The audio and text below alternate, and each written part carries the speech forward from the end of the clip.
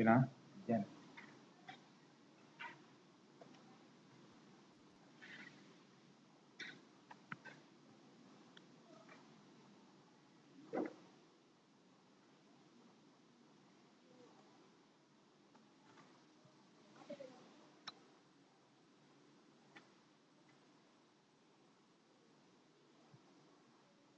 Okay, question 1.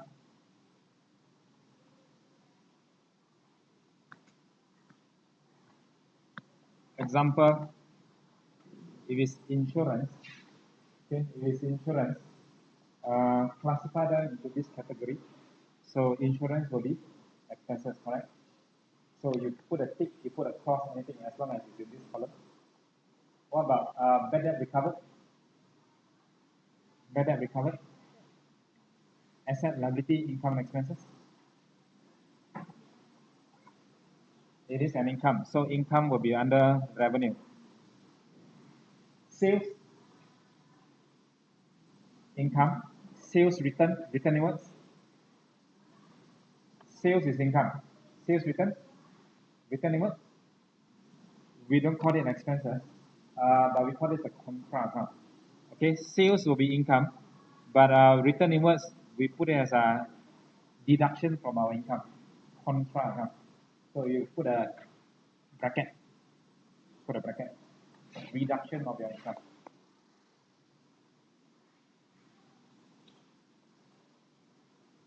On this side, you have a rent received in advance. You receive in advance. Asset, liability, income, and expenses.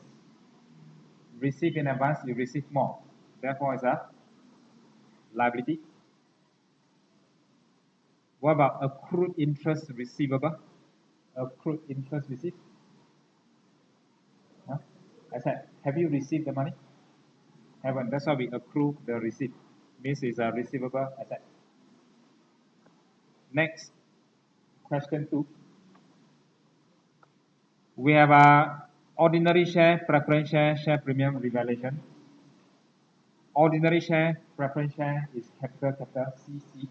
R will be your reserves. Important, you must know what is capital, what is reserves. Next, capital, these two capital plus these four reserves, what do you call it? Total. Capital plus reserve is your equity. Okay, I put it here. Capital plus reserves plus reserve is my equity. The term is important. Okay, you must know what is capital, what is revenue, what is reserve, and what is equity. Capital C plus R is E. So ordinary preference is under capital. Share premium revaluation is capital reserves, capital reserves. What is the other name for capital reserve? It's a non-distributable reserve.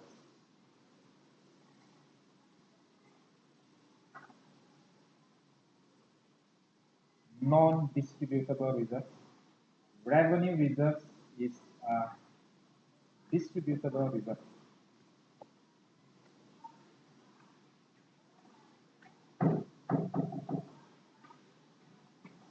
Okay.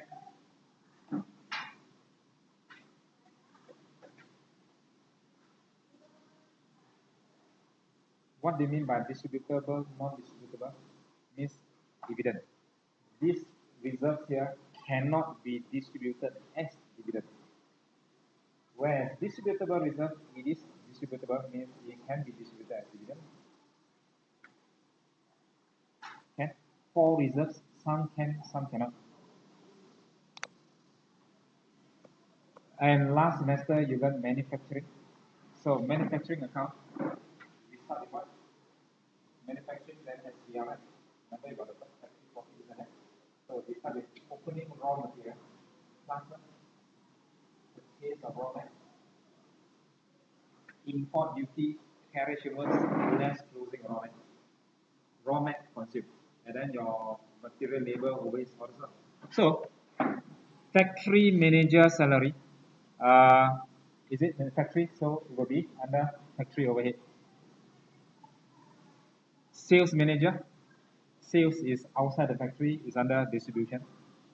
And of course, carriage invoice, we know that is a part of the purchase cost. Put it as your cost of sales, import duty. Eventually, factory overhead is also part of the cost of sales, correct? Factory overhead, factory cost, eventually it becomes your cost of sales. Answer.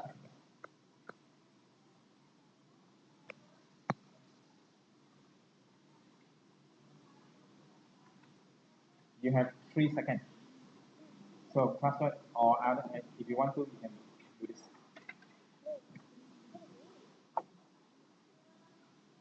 2 seconds. 1 second. Go back to what? Yeah. So question 1, 2 done. Now explain further on the capital reserve and also equity. This is my example. Capital ordinary share par value $1.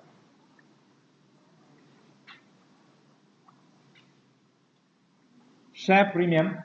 If I issue more than $1, do I get share premium? If I were to issue share, $1 par. If I issue more than one, I will have share premium, correct? This share premium is known as my reserves, capital reserves. Revenue, this is revaluation reserves. It's also capital reserve, revenue reserve, revenue reserves, correct? Now, capital, can I distribute as dividend? Capital reserves? No. You see here, ordinary share premium means I issue more than $1. Can I, 2,000, you invest 2,000. Can I give you back this 2,000 as dividend? You invest 2,000 in a company. Can I declare 2,000 back to you as dividend income? No. So that's why cannot be declared as dividend. Share premium is capital, non-distributable.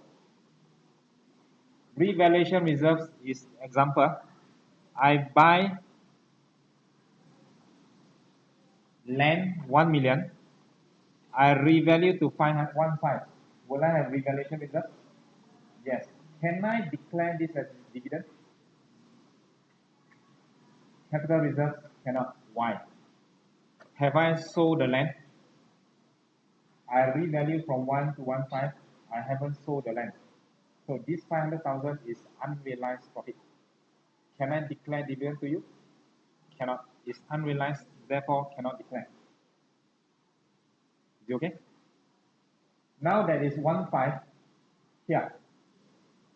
I sell it for 16. Do I make a gain? This is my gain, will appear in my SPL gain. Okay. I have already sold the asset at for 16, which is valued at 15 after revaluation. So what happened to this 500? Have I realized?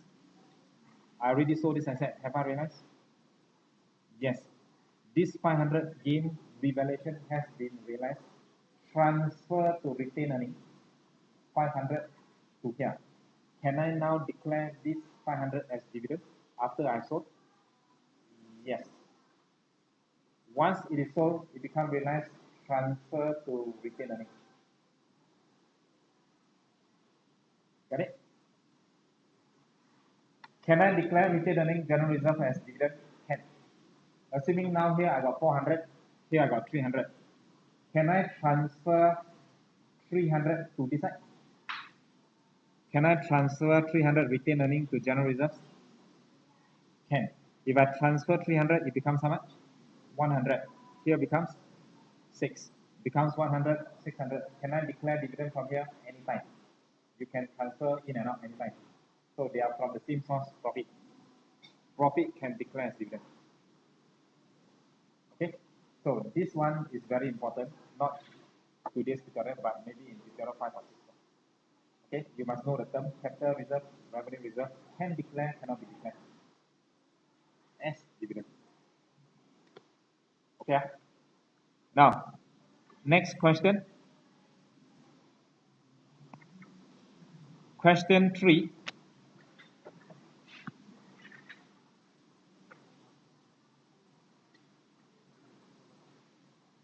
For each of the item below, The company keeps the records on cash basis, and the company's year end underline 30th September. This is the date I close my account. On the 2nd of February, the company paid insurance premium 42. 2nd February pay 42. For how long? For the year ended, means for 1 year. When? Until 31st January. I pay 42,000 for 1 whole year until January. When I close my accounts? September. So accrual of prepayment. I pay until January. When I close my accounts in September. It's a prepayment. I closed earlier, but I pay until January. So how many months? I close September, so October, November, December, January. Prepayment 4 months. Must I adjust? Yes. How much prepayment? 42,000 is for 12 months. 4 months will be here. 42,000 divided 12 times 4. Prepayment.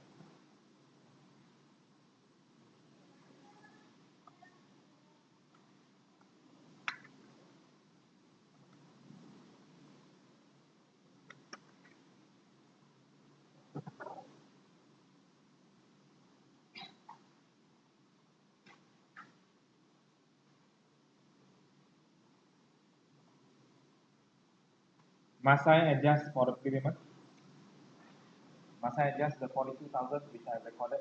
Credit cash, debit insurance for 12 months, but prepaid 4 months. Must I adjust? What's the double entry for prepayment? Double entry for prepayment.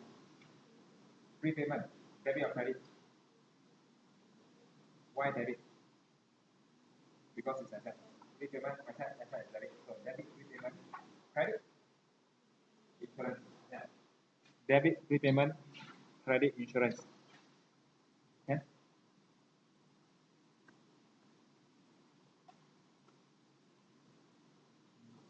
Asset. So debit, asset, credit, insurance. Then for this question,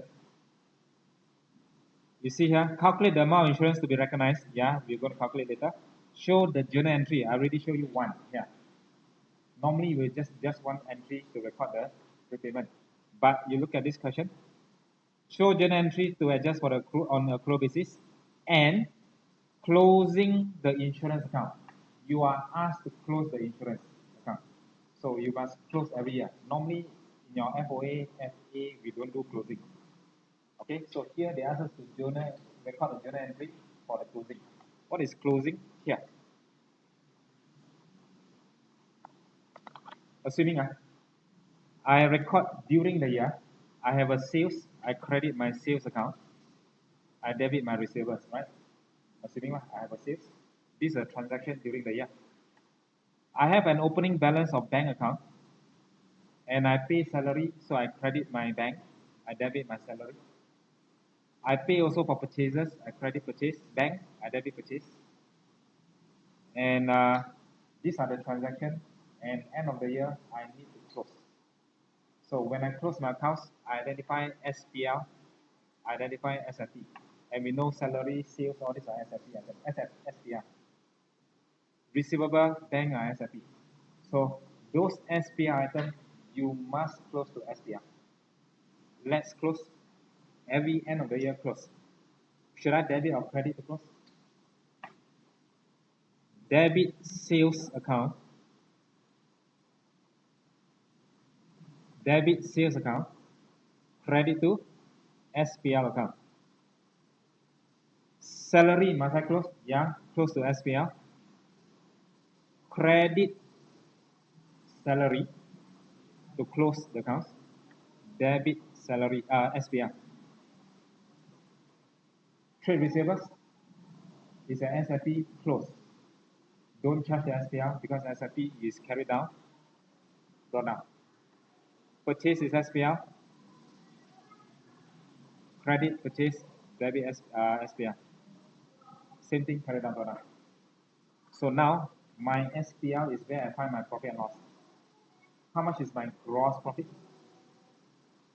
My sales is 1,000. How much is my gross profit? Sales less purchase is my cost. My gross profit is 600. How much is my net profit? 1,000 income, 700. So my balance is my net profit 300. Correct? Do you prepare key account for SPL? No. What do we prepare? We prepare statement form. Sales less cost of sales, gross profit, expenses. So we never produce it. Okay, but we close the account, but we don't see it. Therefore, this particular question they ask us to close sales account, meaning we have to debit sales because we know sales is credit side. Debit sales, credit SPL. Okay, so I have an insurance account in which I have credited, debited 42, credited 14. Like this. My insurance is 42, but I adjust for prepayment. What's your first entry account? Debit prepayment. Credit insurance. And the question asks us to close account. Must I close it? Yes. How to close? Credit what account? Wrong. You must credit your insurance. Okay. Where do I debit? Debit my SPL. You always debit this account. Debit the top account. Credit my insurance. Debit SPL 28. Okay. So this will be the second entry. First entry, second entry, credit insurance, debit SPL. Credit insurance, debit SPL is to do the closing. I can tell you, normally we don't really adjust for closing for exam questions before this. But when it comes to FAS, we will have, especially probably midterm, they will ask you to close. Okay. Only SPL account close to SPL.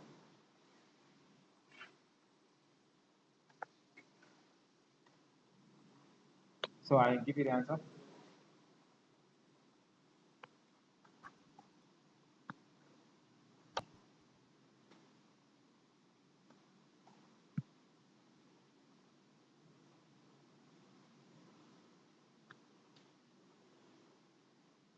So this answer.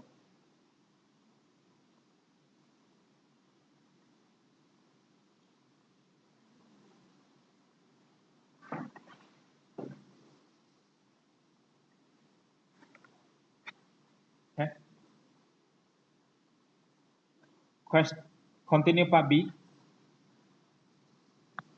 Same thing. The question asks us to close the account. So let's see what are the adjustments first.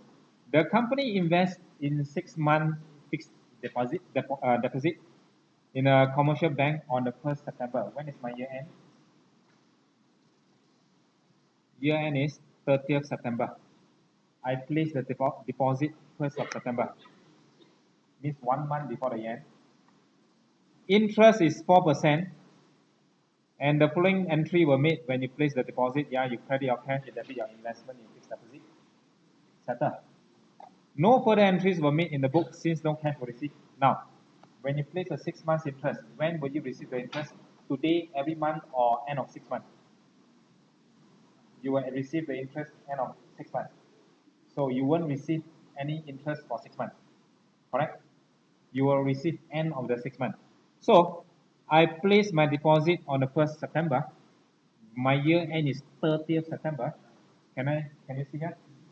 My year end is 30th. I place 1st of September, 1 month before.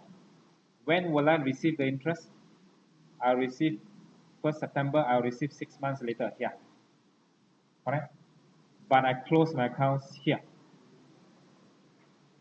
Have I earned the 1 month interest? Earned. Have I received the interest? No. Have I earned? Yes, I have earned the 1 month interest. Must I record the income for the 1 month? Accruals concept, if you earn, you recognize. So I already earned 1 month, you must recognize that 1 month interest. Calculate how much is the 1 month interest? 4% is 1 year. on 900,000. How much is 1 month?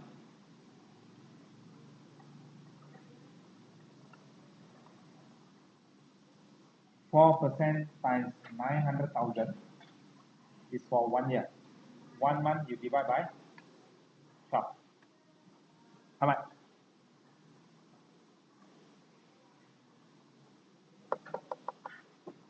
How much? 36. 36 is 1 year. How much is 1 month? 3,000. Can? Your 36 is correct for 1 year. But I want to calculate the interest I earn for 1 month. So divide by 12, I earn 3,000. Is it okay? How to record this income earned?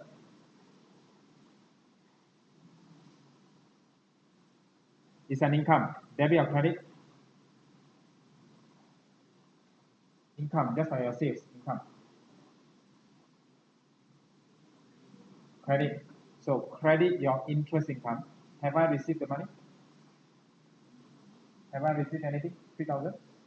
No, I only received at the month of years, month 6. So I debit my interest receivable. Is that an asset? Credit interest income for 1 month. Debit interest receivable. Recognize the income, but yet to receive the money.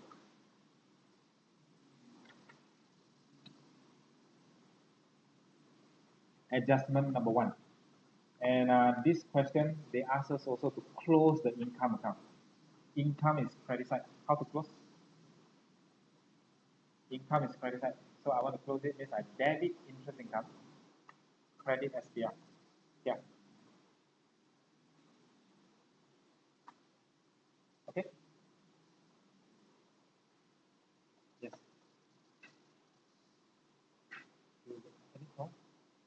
The 3,000 okay. Can get 3,000. Cannot get. Now here. 4% per annum is 1 year. I place how much deposit? 900. Check how much 1 year? 36,000. 1 month? 3,000. So because I want to recognize only 1 month. Okay, now? Here you can see the working here is the interest I am going to receive for 6 months. When I'm going to receive the 18,000, I'm going to receive at the end of this month 6.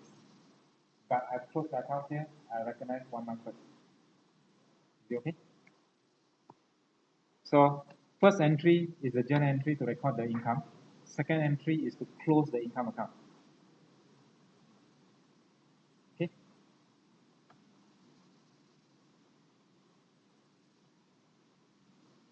Done. Answer given. This one. Question 4. Now answer given just now. Here. There. You took already. Same one. Same one.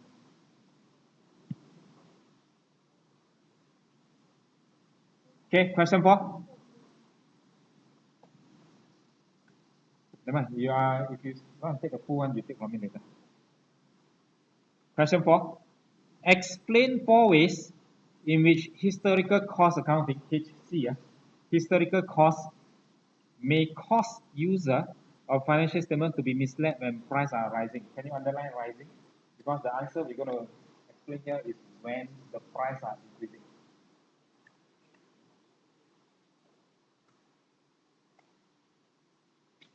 What are the problems with historical costs when prices are rising? And then you look at B. Briefly state 3 reasons why historical costs remain in use in spite of the limitation, in spite of the disadvantage. We're going to discuss in A the problem, but we still continue to use. Why? Is it okay? So let's see what is the problem here. And the keyword is here when these prices are rising. I'll give you an example.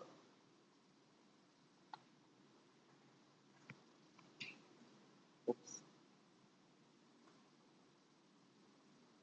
Okay. Prices are rising, arrow up. I purchase a machinery in year 1, 10,000, in which my useful life is 10 years, so I depreciate 10%. So I depreciate 1,000 depreciation, so accumulated 1,000. Okay? Second year, price are rising. Means if I were to buy the same car now in the second year, it will cost me 12,000 market value. Okay, but by applying historical cost accounting, in my book, how much do I show? In my book, I still show 10,000. Is this 10,000 the old price? Yeah, historical cost is last year's price. What is the current year price? If I were to buy new now, 12. So when I depreciate in the second year, 10%, I depreciate based on 10 or 12. What do you do normally? You depreciate based on 10. Historical cost accounting. You depreciate based on 10 means you depreciate 1,000, right? So your accumulated will be 2. You base on 10, old price. But the current price is 12. If you use current cost accounting, the 10% would have been at 12,000, 1,002. But now I use historical cost, means I depreciate based on 10. Meaning my depreciation now is over or understated? Understated. Because I use old price, old depreciation charge. As a result, my profit is overstated. Understand? Because my depreciation based on old price, therefore understated. Hence, cost understated, profit overstated. This is the problem. Profit overstated. Can I? Second example.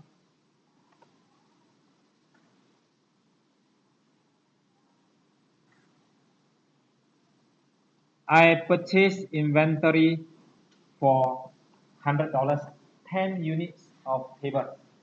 1 unit how much? 10. So I purchased in total 100. 10 units table, $10. I sell 0 unit. How much is my profit? How much is my loss? I buy 100. I sell 0 this year. Profit or loss? Loss how much? 100. Wrong.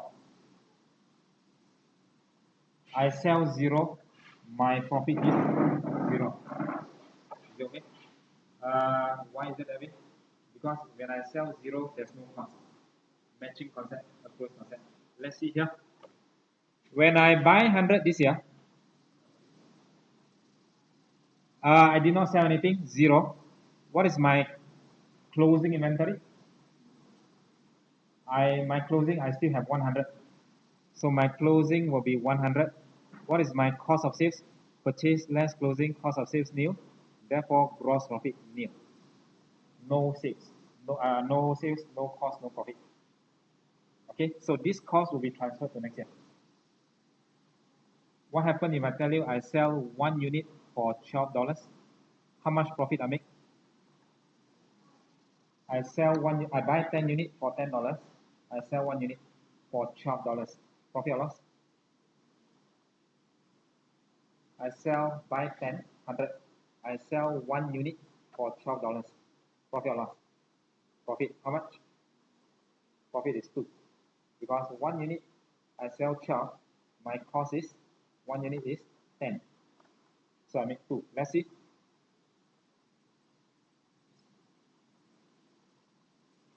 I sell 1 unit for $12. So my sales is 12. I purchase 10 units for 100. What is my closing? 9 unit means 90. So purchase less closing, my cost of sales is 10. Therefore, I make 2. Can you see we are applying a close concept? Okay, I sell 1. I only recognize 1 unit of cost with match with my sales. Get it? So now, knowing this concept, let's apply. I'm going to rub this off.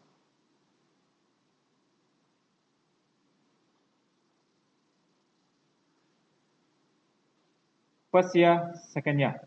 I sold nothing in first year. Closing will be 100. In the second year, I sell everything for in the second year, this goods price has increased. The question is, second year price has increased to 110. And in the second year, I sell it for 120. So when I sell 120, how much is my cost? I bought it last year 100. This year the price has increased to 110. So when this year I sell 120, how much cost should I recognize? 100 or 110? 100 historical cost. I recognize the cost I purchased last year. Okay, right? So the cost I'm going to recognize will be old price, which is lower. Means my cost will be lower because the cost now will be 110. But I recognize using old cost. So can I say current year income 120, but old cost 100? So is my cost now understated? So when my cost is understated, when I sell in the second year, my cost is 100. This is an old cost. As a result, my profit overstated. So we have two problems here with historical cost. Okay, now price or profit will be overstated. Okay. Third problem, what happened to my asset? If based on current cost accounting, the current cost will be 12,000. But in my book, my asset recognized how much? Historical cost still at 10. Is my asset now understated? So profit overstated, profit overstated. Another problem is asset understated. Three problems. Okay. So it's explained here. Answer. This one taken already just now. The problem with historical cost is one. Yeah, you put together the whole thing. You know? Take it.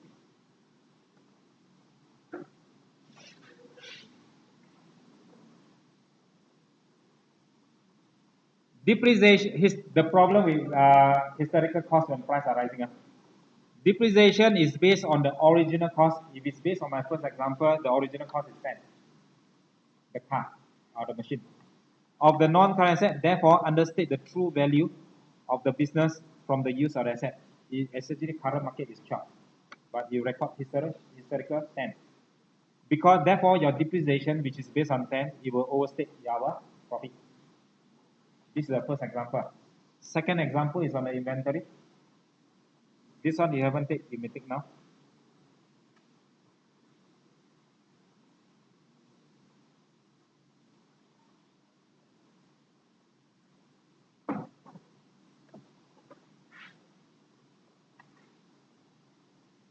Second example, can you see I draw a line here?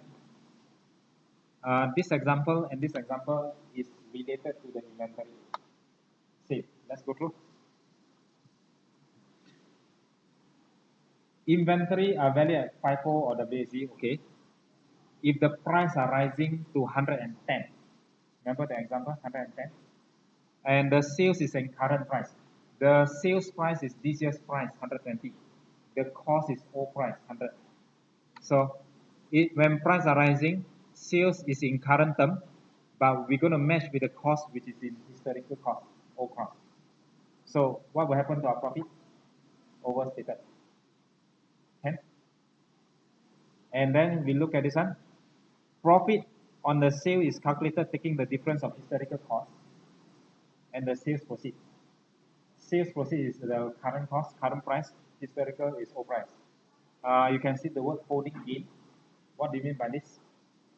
Last year buy 100, haven't sold. I carry forward to this year, and the market price increased to 110.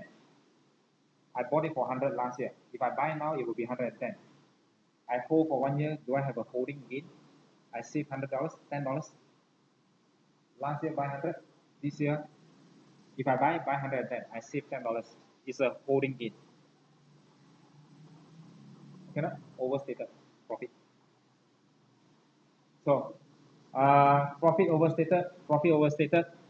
You look at this one, the asset, the 10,000. The value of the asset may be seriously below the current market value 12,000. I record historical 10, but the current is 12. Is it understated? Yes.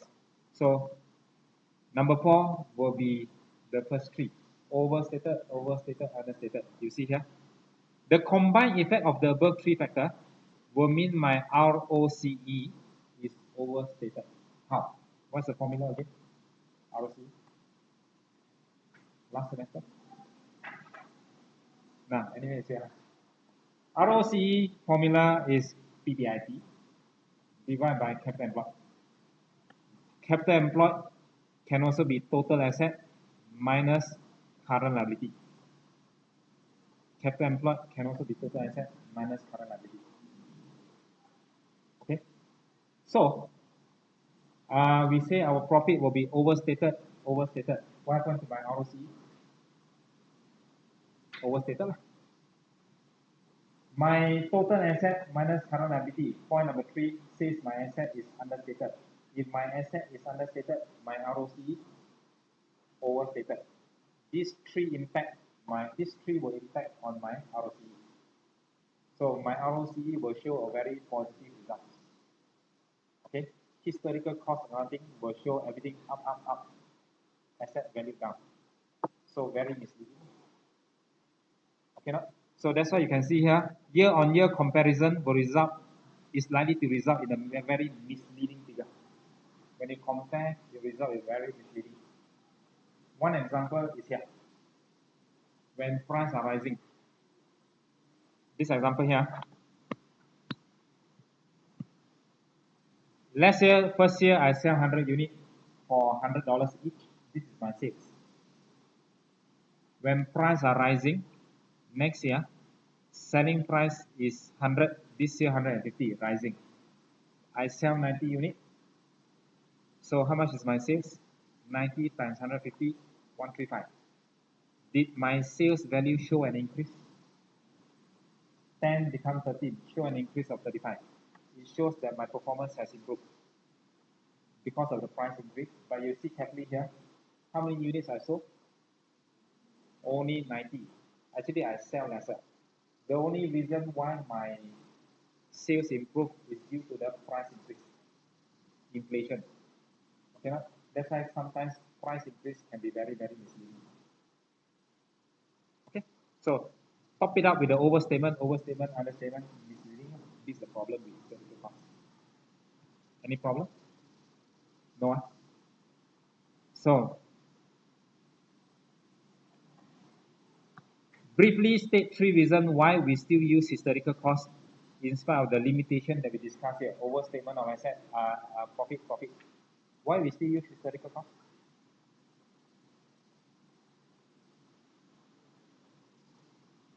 Because it's simple, because it's cheap. Okay. Why simple? If you use 10,000, your depreciation is it every year also based on 10,000. No need to crack your head. Is it cheap? Yeah, imagine if every year you change the market value, do you have to keep track of the market value every time you want to calculate depreciation? Very difficult. You have to find the market value. Every year you have to calculate. You need more manpower. It's going to cost the company a lot of money. So that's why we still continue to use historical. Simple and it's cheap to maintain. Okay. Secondly, the figure are very, very objective and it's verifiable. It can be verified. If I tell you my cost of the car is 10, how can I confirm? Just throw them the invoice. Now, I buy 10. This is the invoice. It's verifiable.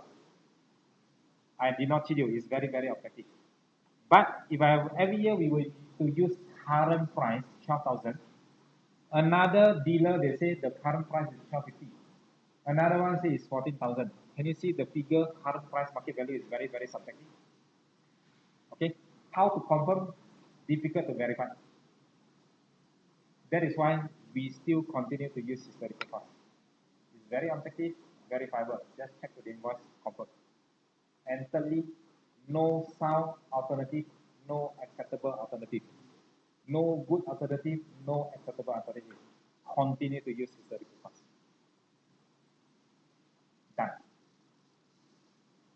it too fast? No. So let's continue.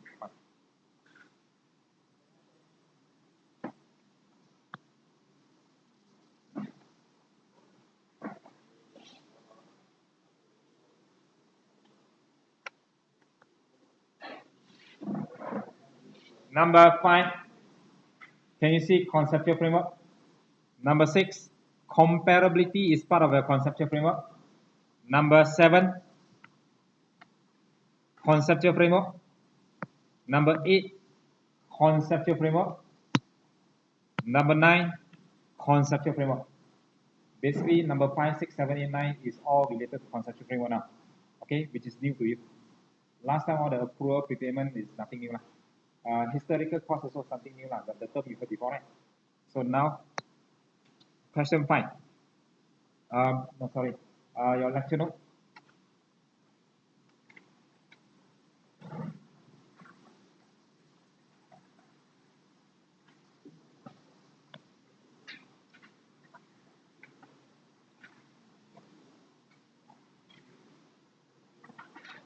Okay.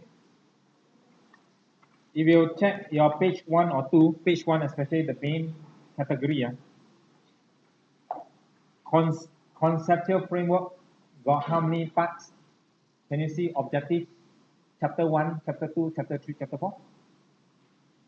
Is it there? What is chapter 1 objective?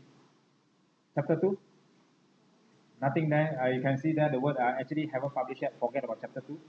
What is in chapter 3?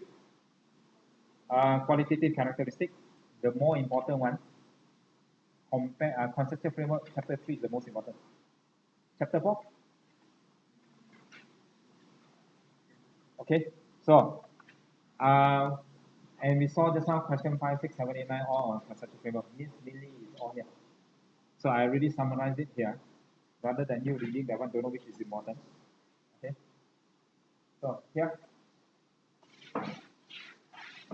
Now, objectives, chapter 1, conceptual framework is something like your, let's say this is A4 paper, it's a conceptual framework heading. It's something like you are a lawyer. What do you need? You need a statute, the act. Okay, you have many acts. Okay, so from accounting point of view, we want to prepare financial statements. Okay, financial statements. So, assuming this is financial statement, and how to prepare, what kind of financial statement we should prepare, we have a conceptual framework as a guidance. Okay, so the board came up with a conceptual framework, a framework for us as a guidance for us to prepare financial statement. Okay, now, so what is in the framework? We have 4 chapters. First chapter discuss on objectives. What objective means? The objective of the user.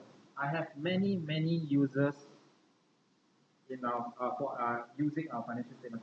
Who are our users? Stakeholder, banker, customer, supplier, government, staff, employee, management. They use financial statement. Okay, for different objectives. Many users, supplier, all this, they use financial statement for different objectives. So it's explained in chapter 1. Who are our users? What are their purpose? Okay, chapter 1 set up. Chapter 2 not in the framework, so we can skip. So the most important one is chapter 3. Chapter 3 deals with qualitative characteristics.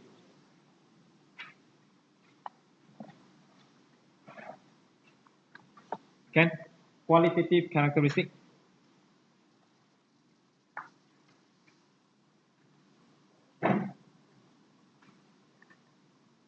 If I am Toyota boss, you are my staff. I tell you, my mission is to produce high quality car. Tell me what is high quality car? Hey, why silent? What is high quality car? Some don't know, some not sure. Correct. So, is it important for me to tell you what is high quality car?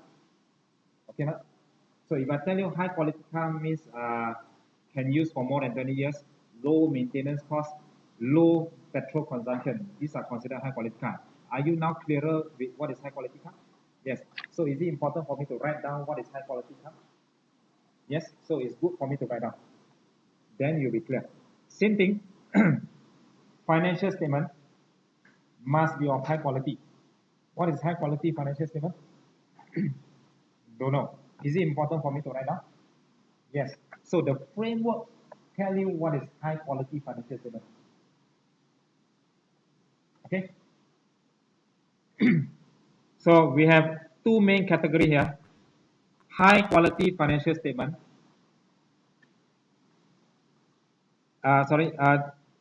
Financial statement must have this qualitative characteristic, and this is very, very fundamental, very, very important. It must be there. What kind of characteristic? You have 1 and 2 here. It must be relevant to the user. Can you check in your book? Which page? Huh? 5. Can you see? You see. You go and read through. The highlight the keyword. Relevant to the user means it's capable of making a difference to the decision of the user. Can you see? Capable of making a difference to the decision of the user. Highlight.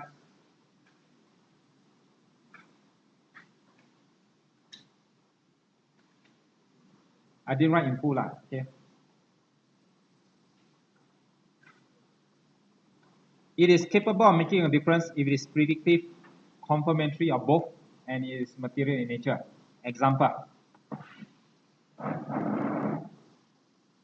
You are an investor. Can you find the word capable of making a difference? Yes. Now, if you are the user, shareholder, investor, you are thinking to invest, whether or not to invest in my company, you rely on financial statement. Cannot? And the information provided in this financial statement is yesterday's football result. I sell tables and chairs. You thinking whether to invest or not? I put in football result, yesterday football result, who won the match? Is it going to influence your decision whether to invest or not? Is the football result going to influence you, or is it relevant to you? Not relevant. So this information, no quality, because not relevant. Okay? It is of high quality, information is high quality when it's relevant to you. If I put in, I tell my shareholder in my financial statement, we have actually signed a contract for 2 years to supply goods to US company starting from next year. I put it down here. Is it going to affect your decision? Yeah, more likely you're going to invest in my company. Why? This information influences you or not? Yes, this information is relevant to you. So this information is of high quality. You okay? So it is relevant to you means it's of quality. Not relevant, no quality. Okay? Am I telling you in the future I sign a 2-year contract? Just now I mentioned. So means can you predict that next year my sales will be higher, my profit will be higher? Yeah. By putting in this, it has got predictive value, relevant to you. Predict future. Did my financial statement also show 2016, 2015 figure? Have you all seen financial statement before? This year I'm doing 2016. Did it also show 2015? Yes. If last year profit is 10, this year profit is 12, can you predict 2017? More or less? Yes. You will predict more lah, of course. Of course, without this figure, how much you're going to predict next year's figure? Is it difficult? Yeah. By putting in last year's figure, I actually increased the predictive value of the financial statement. Predict next year. Can you see that? If I don't put in last year's figure, difficult for you to predict next year. If I put in last year's figure, 12 million this year, if I put in last year's figure as 13, would you predict lesser next year? Most likely. So it helps. You okay? Relevant. Now, faithful representation, we got 4. Complete, neutral, free from error, substance over form. Which page? 6.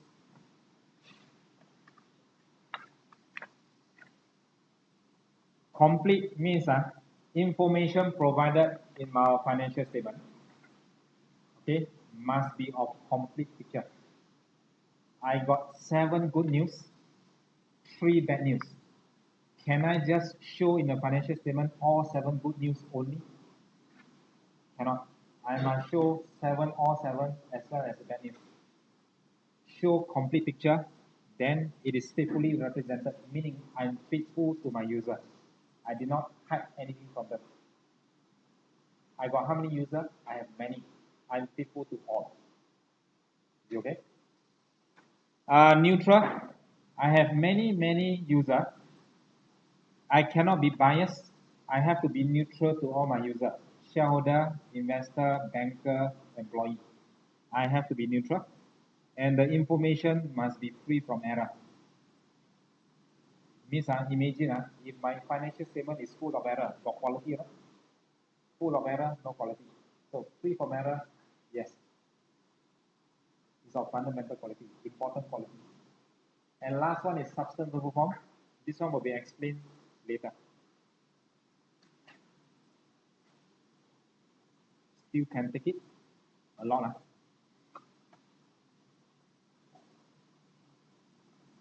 For your info, do you know I'm recording this thing? Yeah, I'm recording the whole thing. That's why I'm staying here, the voice. But then I cannot hear. So I'll try to upload. Okay? YouTube. Trying for this semester. Okay? But I can tell you, not all tutorial I'm recording. So meaning you thought, hey, recorded, then I don't have to come. No. Okay, now? So this one, because it's important, a lot of things I record it down. So enhancing qualitative. Enhancing qualitative means this information, the quality here, if it is better, it is there, it will be good. Enhance further the quality of the financial statement. This is fundamental, very fundamental, very important characteristic. This characteristic, if it's there, it will be better. It will enhance further. How to memorize? Can you see here? I put it here as VCUT. How to memorize now? V, you cut. V, you cut. You cut. V is verifiability. Cut is C. Comparability, understandability, timeliness. V cut. V cut. VCUT. Verifiability, comparability, understandability, timeliness.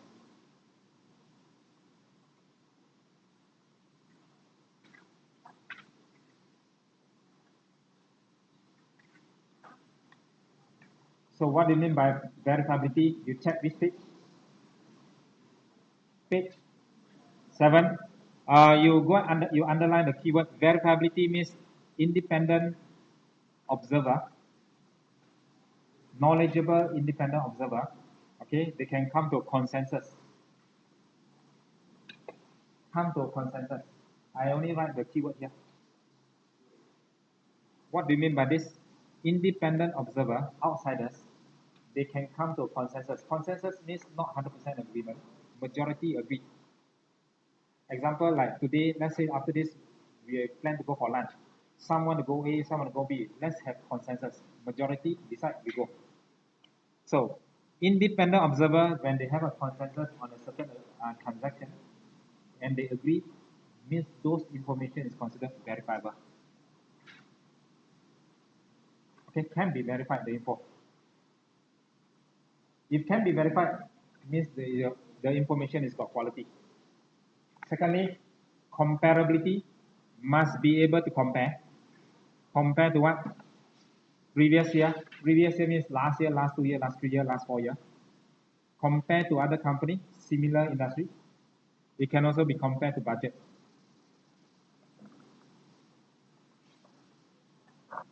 Okay. If the information can be compared to last year, can be compared to other company, it will enhance further the quality.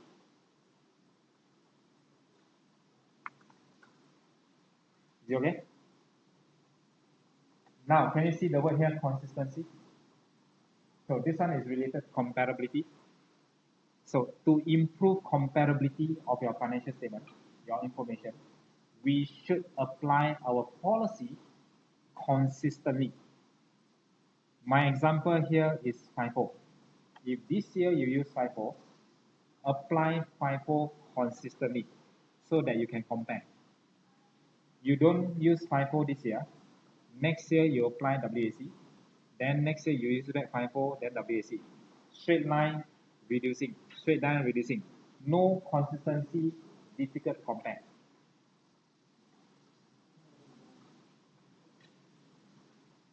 Okay? Understandability, the keyword underline, person with reasonable knowledge. Understandable by person with reasonable knowledge.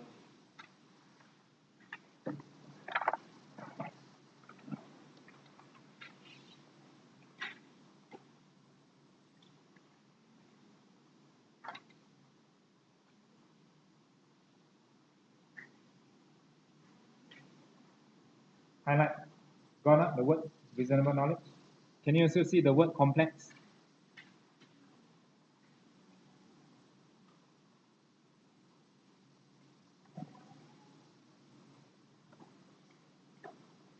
Can understandability, imagine you prepare financial statement that nobody can understand. Accountant, whoever, nobody can understand. Got quality? No quality. That is why they say if it's understandable, then it has got quality. But they say here, of course, must be understandable by people with reasonable knowledge. You talk to anybody, let's say someone who has got no accounting knowledge, engineer, no matter how simple you prepare it, they will never understand. So they say must be person with reasonable knowledge. They must understand. The next thing is complex. Let's say you have a very, very complex issue, okay, and you were to include them in your financial statement because of completeness. Remember just now complete, show the complete picture. We must show the complete picture, but it's a very complex issue. If you put it in, the financial statement become very less understandable. If I don't put it in, take it out, it becomes understandable. So should I put it in? If I put it in, less understandable.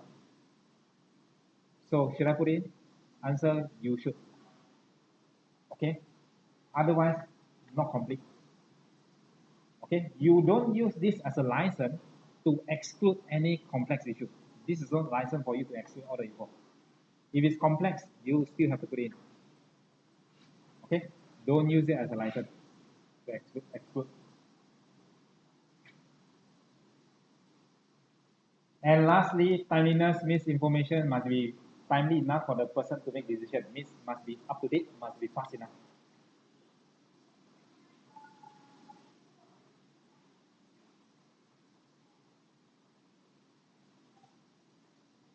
Okay? Information must reach them fast enough, up to date. So one more thing haven't discussed is our substance over form. Any problem? No one?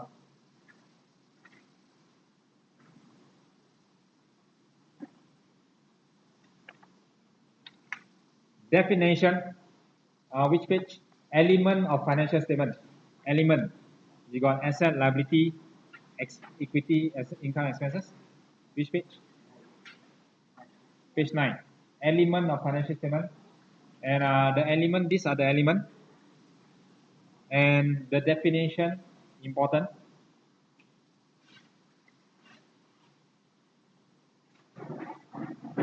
We have asset, liability, equity, income, and expenses.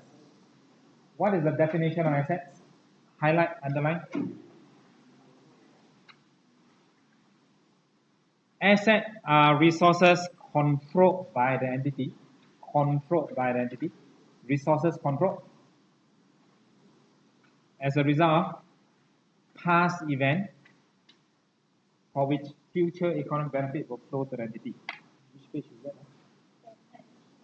10. Page 10. Can you see? Point number Point number 8. Point number 4.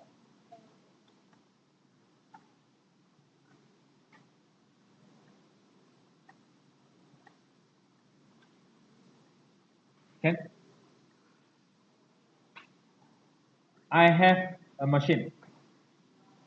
Is a machine an asset? Yes. Resources controlled by me. Entity. Asset controlled by me. As a result of past event, yeah, because I bought it last year. I bought it 2 years ago. I bought it yesterday. For which future economic benefit will flow to an entity. Using this asset, it will generate future economic benefit. Okay, past, future. Definition of liability. Which page? Point 4B. Present obligation as a result of past event. Then can you see outflow?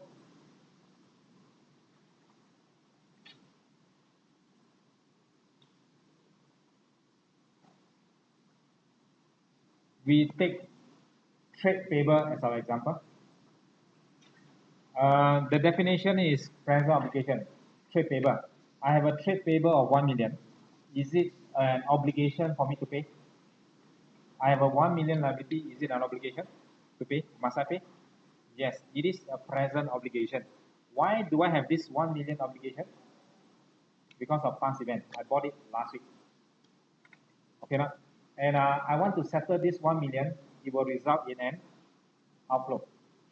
That's why this is a definition of a liability.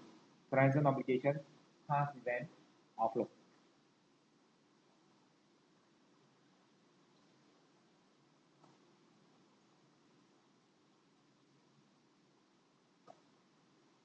Continue here.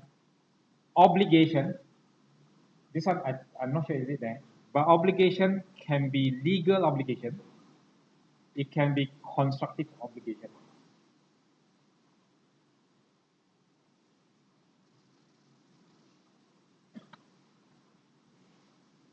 Example of legal obligation, trade payable, loan, tax. Trade payable. I buy the goods 1 million, I already took the goods. Can I say I don't want to pay? Can they sue me? Yeah, the contract is already purchased from them, already taken the goods. There's a legal obligation for me to pay. Otherwise, they can sue me. Same thing for loan from the bank. Same thing for money made, and I must pay government tax. All these are legal obligations. There's another type of obligation, which is constructive obligation. Constructive obligation is due to my past practice, is due to my published policy. PPPP, there are many more. I just show you two only. Past practice, published policy. Example.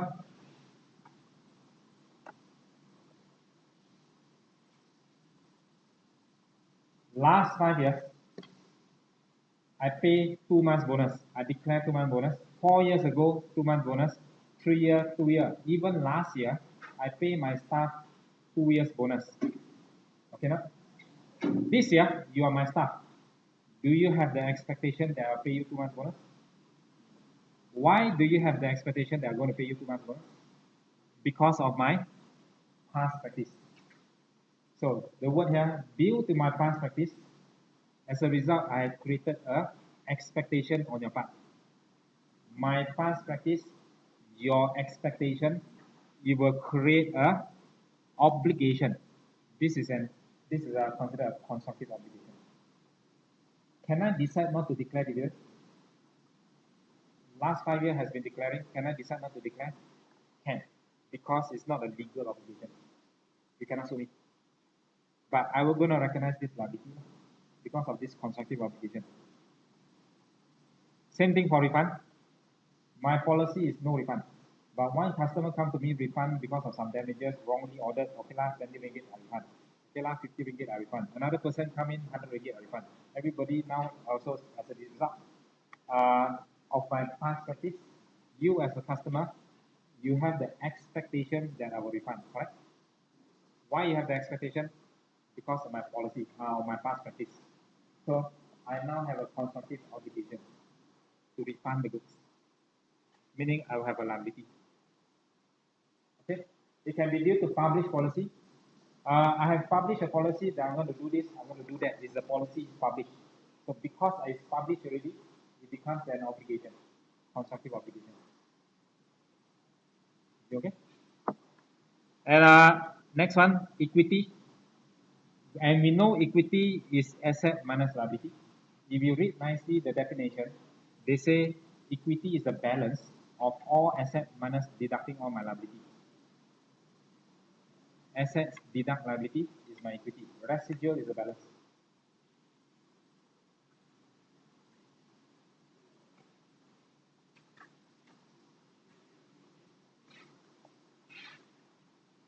So these are SFP.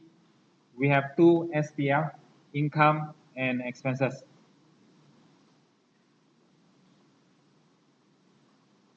Which page? I think it's page 5. Is it page 5? Page 12. Page 12, sorry. Page 12.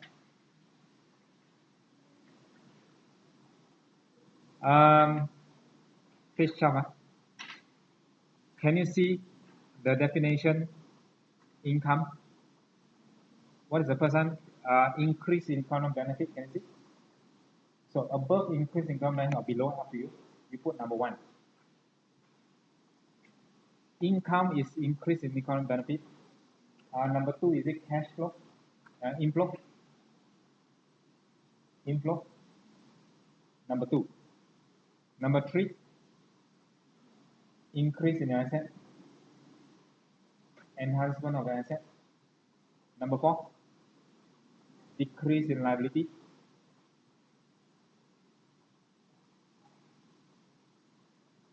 And number 5, other than number 5. Other than contribution. Okay, other than number 5, which is contribution. Meaning, income is increase in economic benefit by way of an inflow when you receive the money. Income can also be by increase in your asset or decrease in liability. However, income is not other than capital contribution. When shareholder pump in money, 10,000, is the 10,000 your income or your capital? It's a capital. So 10,000 is an inflow, but it's not an income. Okay, all these are income other than number 5. Capital is not income. What's the definition for expenses? Direct opposite. Decrease in economic benefit. Outflow. Number 3, depletion of asset. Incurrence of liability, increase in liability. Other than distribution. Distribution is a dividend. Dividend is not an expense. Other than dividend.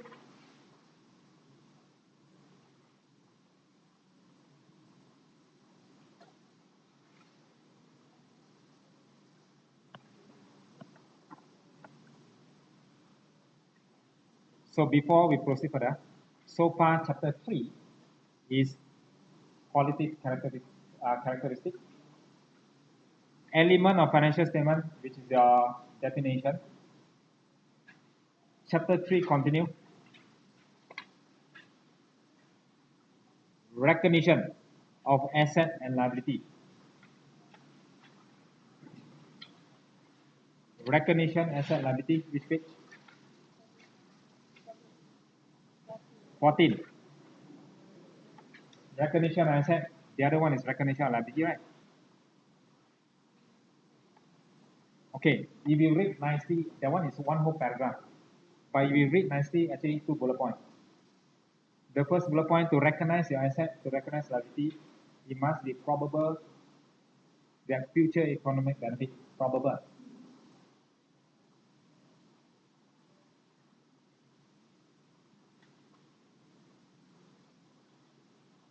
Is it there? Okay.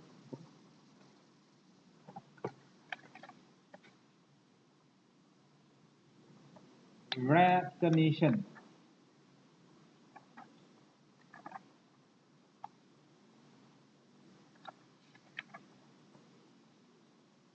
There, point 38. Page 14, point 38. This bullet point. Thank you.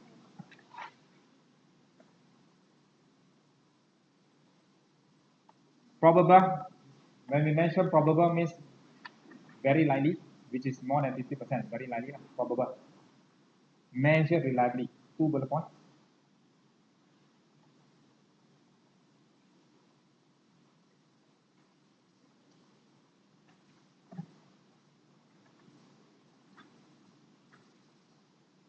And last one is on measurement.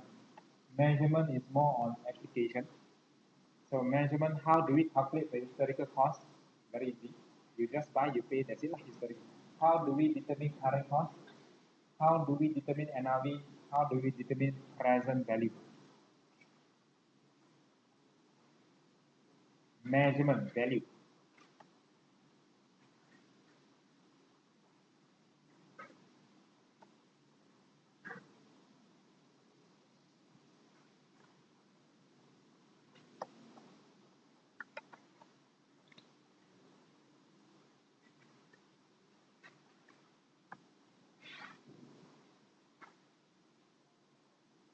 Okay.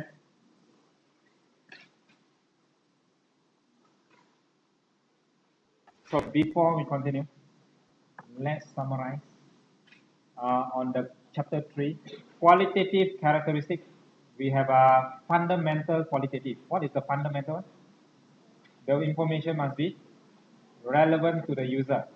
Relevant means what? Capable of making a difference to the decision of the user, making a difference.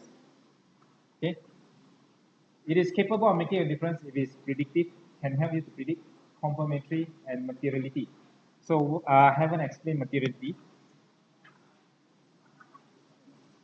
Materiality here, materiality. If I were to tell you, in my financial statement, the company actually, due to flood, the company lost about 2 million. Company lost 2 million due to the flood. If I put it in the financial statement, is the 2 million material? Is it a lot? Is it going to affect your decision? Yes. So if it's 2 million, its material is definitely relevant. But what if I tell you, the company, somebody came in and robbed your company, and you lost $20. You put it in your financial statement. It is not material. Is it going to affect your decision? Not relevant. It really happened, but not relevant. So no need to put it. Okay? So it's relevant if it's material.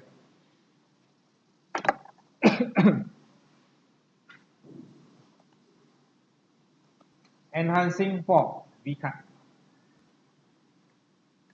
Verifiability, comparability, understandability, timeliness. Definition. What is the definition of asset? Resources controlled by the entity as a result of past event, future economic benefit. What's the definition for liability? Present obligation as a result of past event for which what outflow will be resulted. Okay.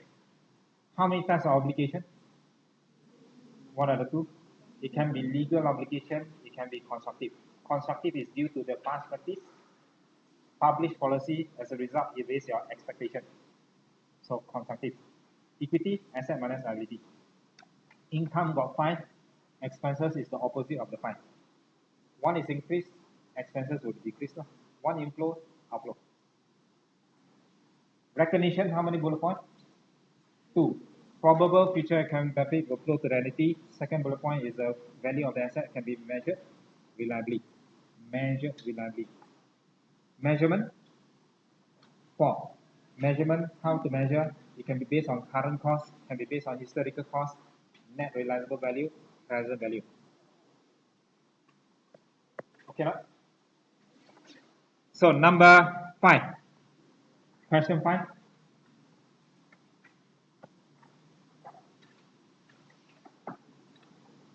Conceptual framework. I know. Okay, conceptual framework lists 4 scopes that are covered by the framework. What are the 4 scopes? Later. Discuss it. I'll tell you the answer later. Number 6, comparability is a characteristic which adds usefulness. Comparability is under which characteristic? Comparability is one of the characteristics. In under which category? The enhancing of VCAT, verifiability, comparability, understandability, and newness. So comparability. What do we compare? We compare with previous year. Compare previous year means not just last year, last 2 years, last 3 years. Other company budget. Okay, and we must apply the system or the policy consistently. Later got some more. So answer 5 and 6.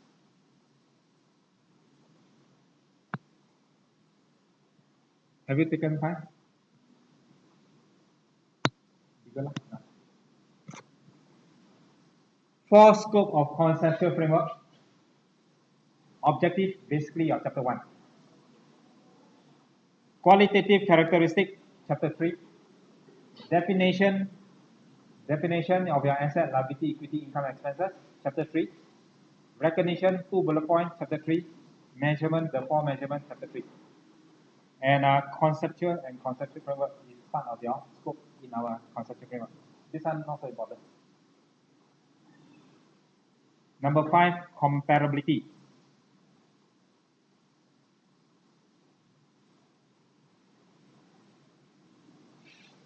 So, if I ask you, my profit for this year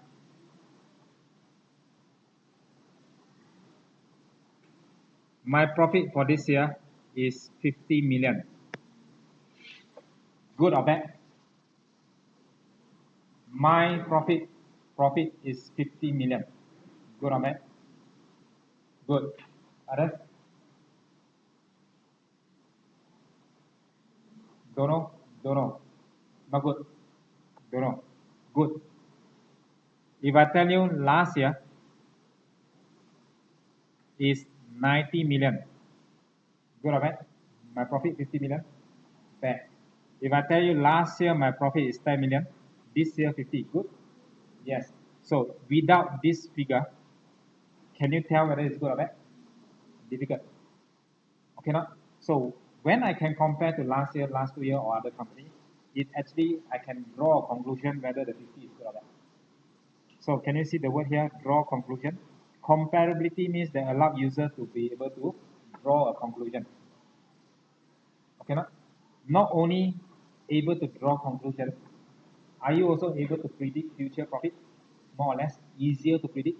Yes. You know your profit is increasing, hopefully the trend goes continue on. Okay? If it's down, then hopefully the trend doesn't continue.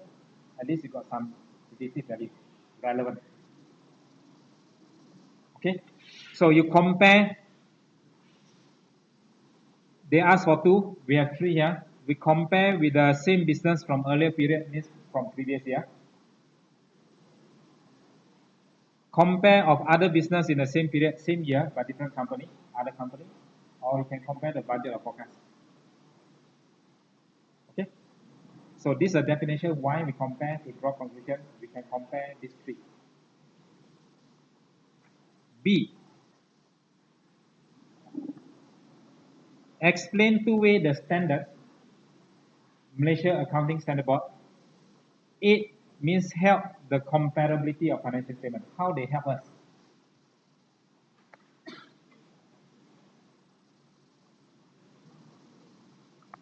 You take down the answer first.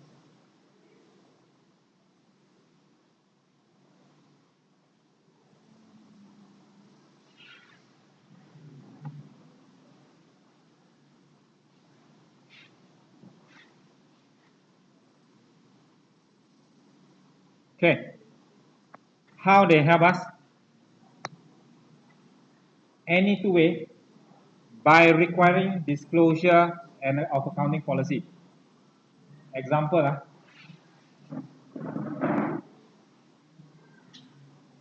this company use FIFO method.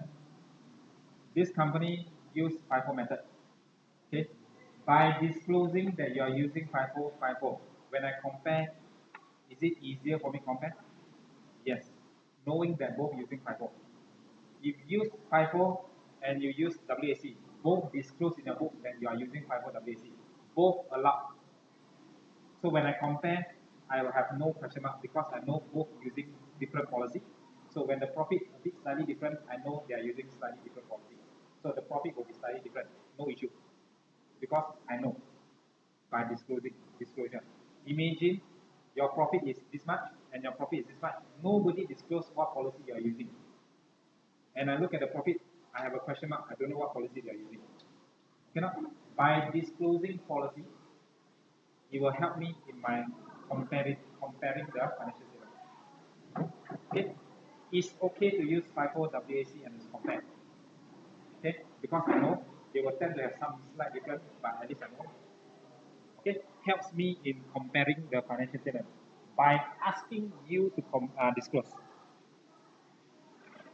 Secondly, by reducing or eliminating the number of possible alternatives.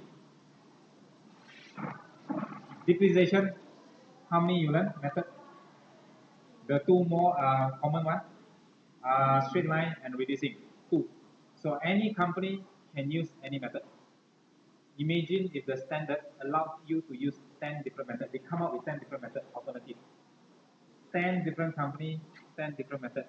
Can you compare? Easy to compare? Not easy. That is why the standard always limit the alternative.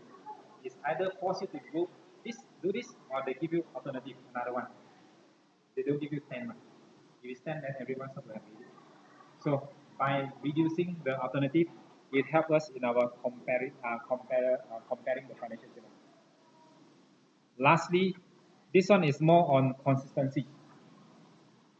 How? By requiring business to treat similar item in the same way. Number one, as well as similar item from one period to the other.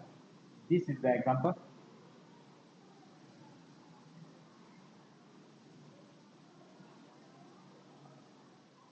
I pay wages, salary. Where should I record this wages, salary? Should I put it in cost of sales or expenses? Cost of sales, expenses. Can you see? So we have some very correct judgment to be used here. Cannot. So if it's related to manufacturing, we put it here lah. If it's related to wages, salary is outside, then we put it here lah. But once somehow this person work in both sides. So end of the day, you will have to decide, okay, I would like to, my policy is to put it under cost of sales. But if you put it under cost of sales, sometimes the cost of sales too high, your GP margin low. So you decide to put some same stuff. January, February, March, you put it here. March, April, May, June, July, or until December, some of it you put it here. Can you do that? Same stuff, same job, but you split into this and this. Can you do that? Cannot. No consistency.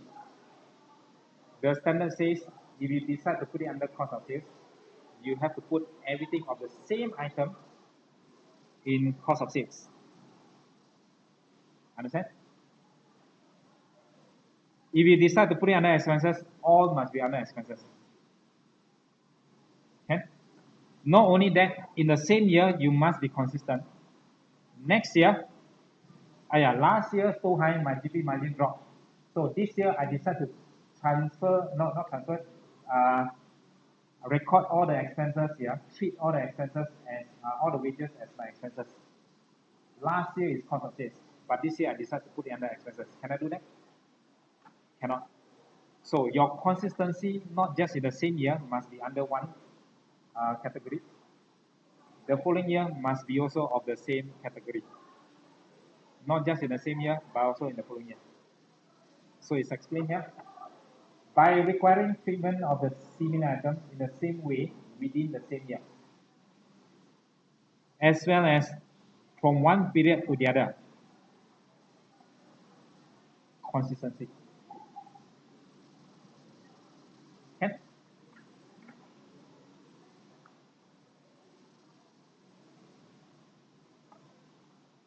Few more questions, tired here.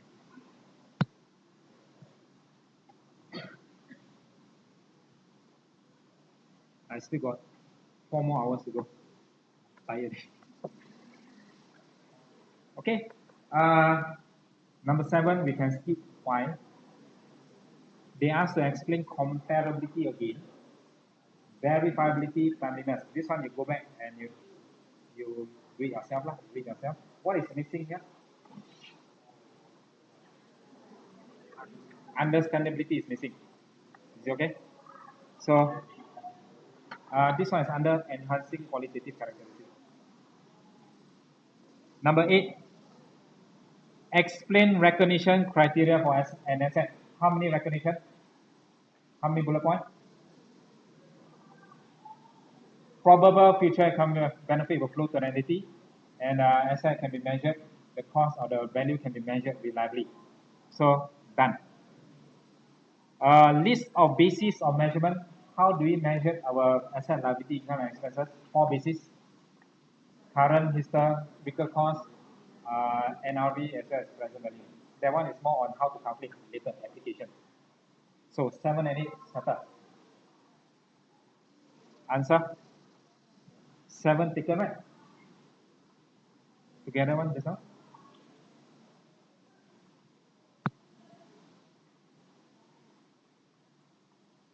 8.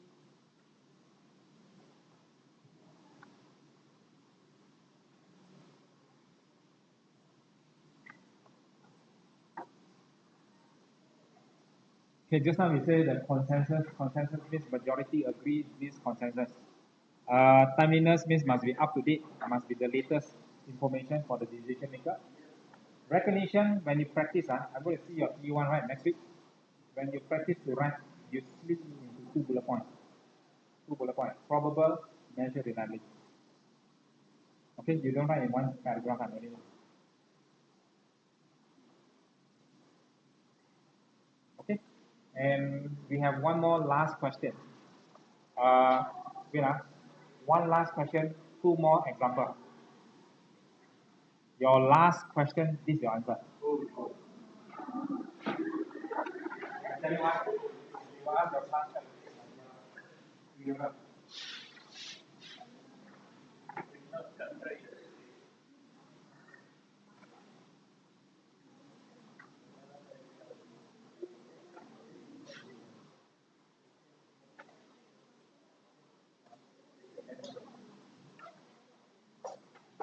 Okay. Question 9 is on going concern. So I'll explain 2 things. I still left out 2 things just now: substance over form, and also now going concern. I'm going to start with substance over form first.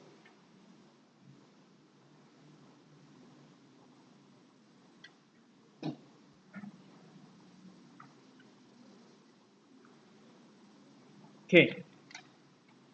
Substance over form is part of your faithful representation. What is in our faithful representation? Complete, neutral, free from error, substance over form. So this is substance over form. Basically means we must recognize a transaction based on the substance, commercial substance of the transaction, rather than their legal form. Exactly what does it mean? This one haven't completed yet later. I really do not work up. Now, this is one example. We have plenty of example of substance over form, and this is the easiest one. Okay, example, if I need 10,000, can I borrow? Company, I need 10,000, can I borrow from the bank or issue loan note? Yes. I issue a 10% loan note. This is my interest. This is the value I borrow. So where do I classify this 10,000 asset, liability, equity? Is loan an asset, a liability, equity? It is an equity, liability. It is a liability. So what is this 10% interest? So 10% of 10,000, I will have to pay 1,000 interest. So where do I classify the interest in your SPL? Under finance cost. Okay, no? I need 10,000. can I issue preference share? Can I issue preference share? Before we come into this one. The 10% interest, if my business not good, can I talk to the bank say, hey, I want to pay lesser interest? Cannot. It's fixed. It's fixed. This loan here, I borrow, must I pay back? If I tell the loan holder, I borrow here 10,000, I'll pay back in 5 years' time. It is repayable. Cannot. 10% fixed, repayable. Can this loan holder vote in my company? Can a loan holder vote in my company? No. No voting rights. Who can vote? Shareholder. How many types of shareholder are there? Ordinary shareholder, preference shareholder. Who can vote? Ordinary can vote, preference cannot vote. So, loan note cannot vote. Now, if I need money, I can issue redeemable preference share. The keyword is redeemable. I will have 10,000 and the redeemable preference share carries a 10% dividend. Is the 10% dividend fixed? Yes. Can they vote in my company? No. Where do I classify this preference share? Where do I classify? Share capital under equity, right? So, equity. If you are the company, you need 10,000, would you take a loan or would you issue preference share, which is classified as equity? You learned before gearing ratio. Gearing is affected by your loan. Will equity affect your loan, improve or reduce your loan? Gearing. Loan will increase your gearing. Equity will reduce your gearing. Okay, improve on your performance. So you need 10,000. Which one will you issue? Loan note or preference? Everybody will issue preference. Why? It will help to improve my gearing ratio. But you see carefully here, substance over form. Must I pay 10% dividend every year fixed? Same. Redeemable means will be redeemed in the future, assuming 5 years. I borrow 10,000. Must I pay back 10,000, redeem back 5 years later? Yes. Same. Can they vote in my company? No. Same. They have 3 characteristics here. There's a fixed interest, fixed dividend. Same characteristic. No voting right, same characteristic. Repayable in 5 years' time, redeemable, say 5 years' time. So these two has got same characteristic. It is treated as liability, meaning this one in substance, this is actually a loan taken in which you have to pay a 10% dividend, which is fixed. We treat it as a finance cost. This one no longer treated as a equity. They have the same characteristic. We're going to treat this as a liability. We are applying substance over form. The substance of this transaction has got the same characteristic as a loan. We're going to treat it as a loan. Therefore, we're going to recognize as liability. And the dividend that we pay, we still call it dividend. The dividend that we pay, we treat it as a finance cost. Is it okay? Like this. In my SPL, I have a loan note interest under finance cost. The dividend, redeemable preference share dividend, the dividend I paid, preference dividend, also put it under finance cost, not dividend. The 10% redeemable preference share, as we know, is under equity. But now because it's redeemable, has got the same characteristic as loan, we put it under non-current liability. Faithful representation.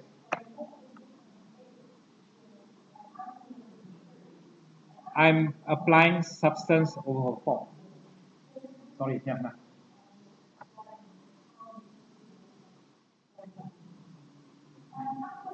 Okay, you see, company will try to issue preference share to hide and put it under equity. You can call it redeemable preference share, but they have the same characteristic. No matter what you call it, redeemable preference share, redeemable whatever, we're going to treat it as a liability. You cannot run away. We apply substance of the transaction rather than the legal form. Just like this thing here, you can write on a piece of paper, on a notebook, on a notebook, okay, on textbook. We know it's a pen. If I tell you this is a car,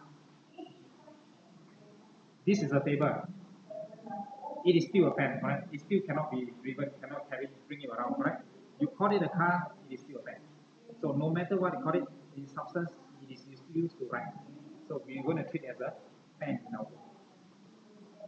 Is it okay? So irrespective of what you call, we look at the substance. Another example, there's this pretty lady here, imagine lah. Okay, we have been together for 20 years in US. Therefore, we can have kids together, legal. We have a joint account, bank account, in which every month we pump in money so that it is used for education, used for car installment, house installment. Okay, any official function, we will go together.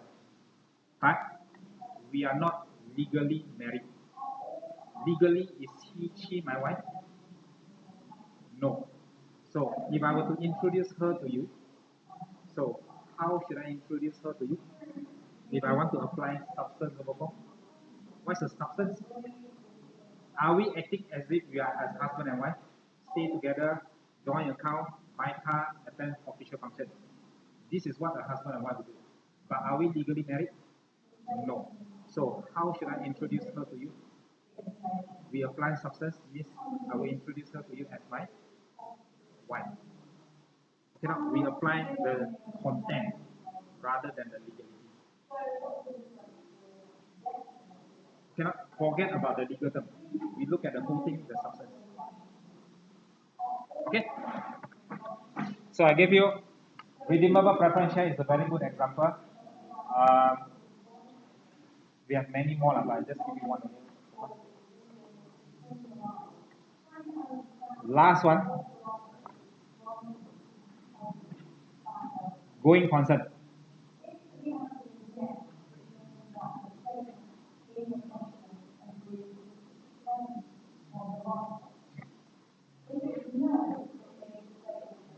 A company is a going concern means good or bad? A company is still a going concern? Good. What's the definition of going concern? Going concern means the company will still be operational in the foreseeable future. How long is foreseeable future? We take it as 12 months. For the next 12 months, the company will still be in operation. Means the company is still a going concern. Okay, now? Company which has got a going concern or going concern no longer appropriate. Example, they have been making losses. There's someone sue me, I may lose the case. Flood, my plant machinery all damaged. No money to replace. Loss of major customer, I will have going concern problem. Means I will not be in operation in the foreseeable future. Assuming I'm closing now in 3 months. Okay? So let's look at this part. I have non-current asset, current asset, liability, equity. In which part, this one familiar, right? In which part of my financial statement here, I imply to you my company is still a going concern. Which part of this financial statement is implied to you as a user that my company is still a going concern? I'm implying to you, hey, I will still be in operation next year. Which part? Huh?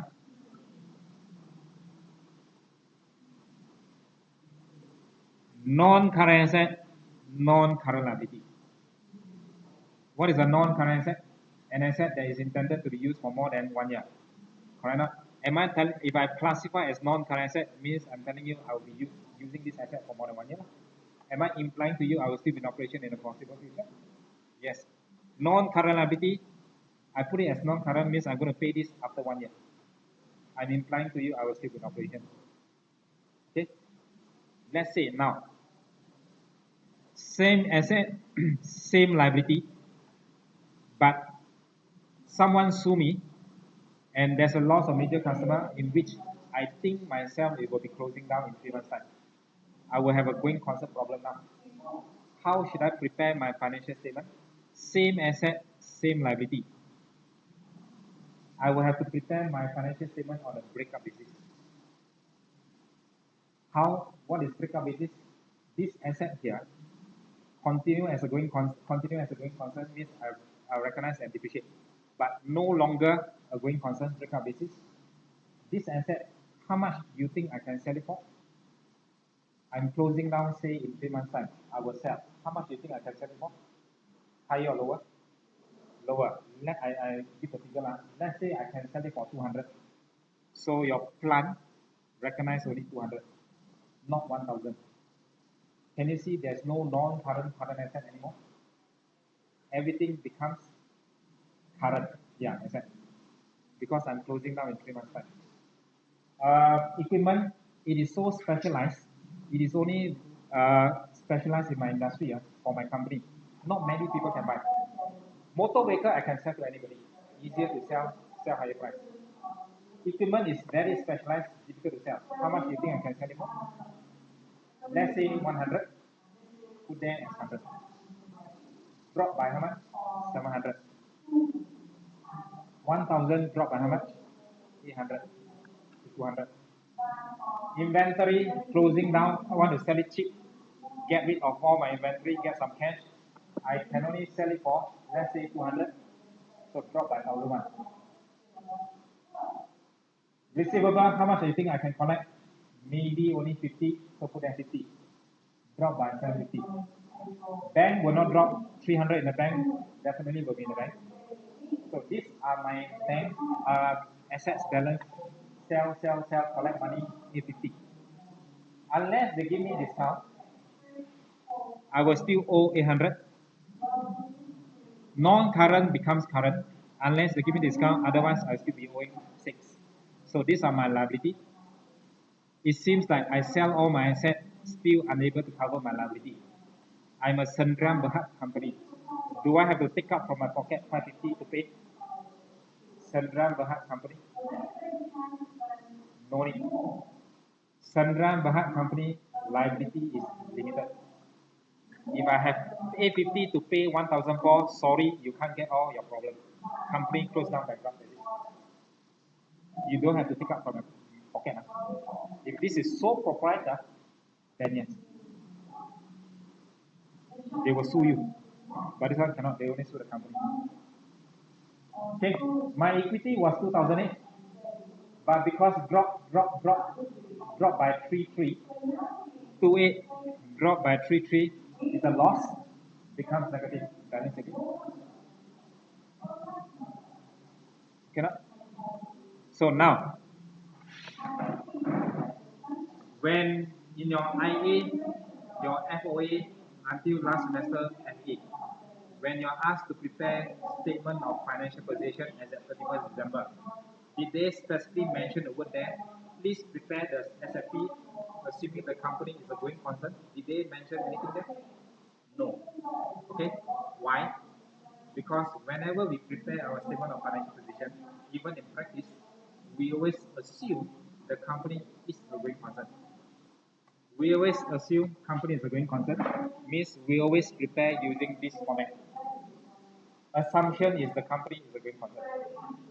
Unless there is any evidence that the company is no longer a going concern, we have to prepare our financial statement on a breakup basis. Another term for breakup basis is liquidation basis. Breakup basis, liquidation. Okay? Done.